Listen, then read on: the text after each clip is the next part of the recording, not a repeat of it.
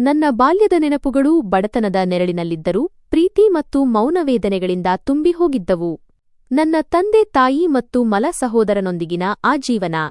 ಹೊರಗಿನ ಕಣ್ಣುಗಳಿಗೆ ಅದು ಸುಸಂಸ್ಕೃತವಾಗಿ ಕಂಡರೂ ಆ ಮನೆಯ 4 ಗೋಡೆಗಳೊಳಗೆ ದ್ವೇಷದ ಕಿಡಿಗಳು ಮರೆಮಾಚಲ್ಪಟ್ಟಿದ್ದವು.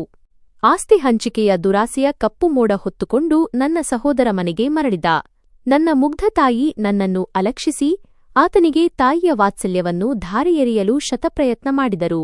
ಆದರೆ ಆ ಪ್ರಯತ್ನಗಳೆಲ್ಲ ವ್ಯರ್ಥವಾದವು. ಆತ ಅವಮಾನ ಮತ್ತು ಹಿಂಸೆಯನ್ನೇ ಮರಳಿ ನೀಡುತ್ತಿದ್ದ. ಆ ಮನೆಯೊಳಗೆ ನೆಮ್ಮದಿ ಎಂಬುದು ಮರೀಚಿಕೆಯಾಗಿತ್ತು. ಕಾಲ ಸಾಗಿದಂತೆ ಆ ದ್ವೇಷವು ವಿಷವಾಗಿ ಕ್ರಮೇಣ ನನ್ನ ಬದುಕನ್ನು ಆವರಿಸತೊಡಗಿತು. ಆತ ಸಂಪೂರ್ಣವಾಗಿ ಮಾದಕ ವ್ಯಸನದ ಕೂಪಕ್ಕೆ ಬಿದ್ದುಬಿಟ್ಟ. ಅವನ ಮನಸ್ಸಿನಲ್ಲಿ ಹಣ ಮತ್ತು ಆಸ್ತಿಯ ಹೊರತು ಇನ್ನೇನೂ ಇರಲಿಲ್ಲ. ಒಂದು ದಿನ ಆ ದುರಾಸೆಯ ಕೋಪವು ನನ್ನ ತಂದೆಯ ಪ್ರಾಣವನ್ನೇ ತೆಗೆದುಕೊಂಡಿತು. ಮಗನ ದೌರ್ಜನ್ಯವನ್ನು ಸಹಿಸಲಾಗದೆ ಆ ಆಘಾತದಿಂದಲೇ ಅವರು ಕುಸಿದು ಬಿದ್ದರು. ಶಾಶ್ವತವಾಗಿ ಹೊರಟು ಹೋದರು. ನಂತರ ಶುರುವಾಗಿದ್ದು ನರಕದ ದಿನಗಳು. ನನ್ನ ತಾಯಿ ನನ್ನ ಕೊನೆಯ ಆಸರೆ ದಿನನಿತ್ಯ ಆತನ ಹಿಂಸೆಗೆ ಒಳಗಾಗುತ್ತಿದ್ದರು. ಕೇವಲ ಕೂಲಿ ಹಣಕ್ಕಾಗಿ ನನ್ನ ಸಹೋದರ ರಾಕ್ಷಸನಂತೆ ವರ್ತಿಸುತ್ತಿದ್ದ. ಆ ಭಯಾನಕ ರಾತ್ರಿ ಆತನ ಮಾದಕ ವ್ಯಸನವು ಎಲ್ಲಾ ಮಿತಿಗಳನ್ನೂ ಮೀರಿದಾಗ ಆತ ನನ್ನ ಕಣ್ಣೆದುರೇ ಆಯುಧದಿಂದ ನನ್ನ ತಾಯಿಯ ಪ್ರಾಣವನ್ನು ತೆಗೆದ. ಆ ಕ್ಷಣ ನಾನು ಅಕ್ಷರಶಃ ಅನಾಥಳಾದೆ. ಈ ಲೋಕದಲ್ಲಿ ನನ್ನನ್ನು ಕೇಳುವವರಾಗಲಿ ರಕ್ಷಿಸುವವರಾಗಲಿ ಇರಲಿಲ್ಲ. ಅವನ ದುರಾಸೆ ಅಲ್ಲಿಗೆ ನಿಲ್ಲಲಿಲ್ಲ.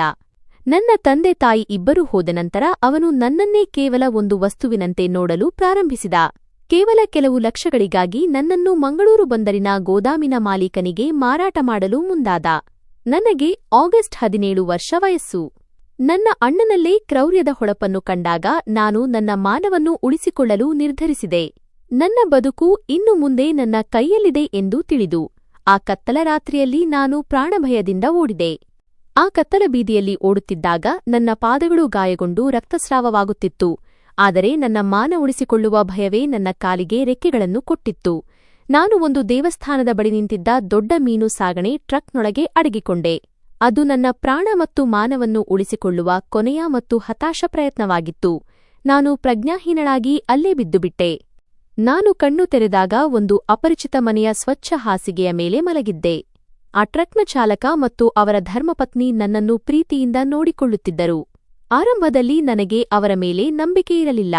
ನನ್ನ ರಕ್ತ ಸಂಬಂಧವೇ ನನಗೆ ಮೋಸ ಮಾಡಿದಾಗ ಅಪರಿಚಿತರ ಮೇಲೆ ಹೇಗೆ ವಿಶ್ವಾಸವಿಡಲು ಸಾಧ್ಯ?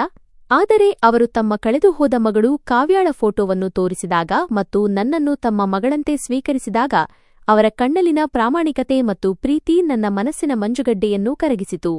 ಅವರು ನನಗೆ 2ನೇ ಜನ್ಮ ನೀಡಿದ ದೇವದೂತರು.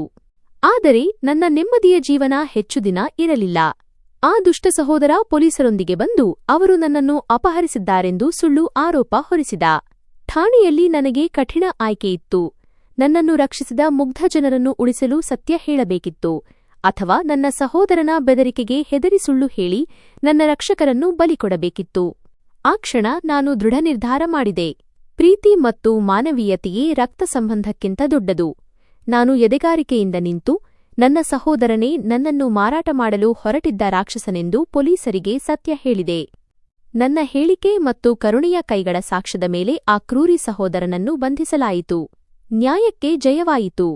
ಇಂದು ನಾನು ಆ ಅಪರಿಚಿತರ ಮನೆಯ ಮಗಳಾಗಿ ನನ್ನ ವಿದ್ಯಾಭ್ಯಾಸ ಮತ್ತು ಜೀವನವನ್ನು ಮುಂದುವರಿಸಿದೆ. ಆ ಇಬ್ಬರು ದಯೆಯುಳ್ಳ ಆತ್ಮಗಳ ನೆರಳಿನಲ್ಲಿ ಬೆಳೆದು ಅವರ ಆಶೀರ್ವಾದದೊಂದಿಗೆ ನನ್ನ ವೈವಾಹಿಕ ಜೀವನದಲ್ಲಿ ನೆಲೆಸಿದ್ದೇನೆ.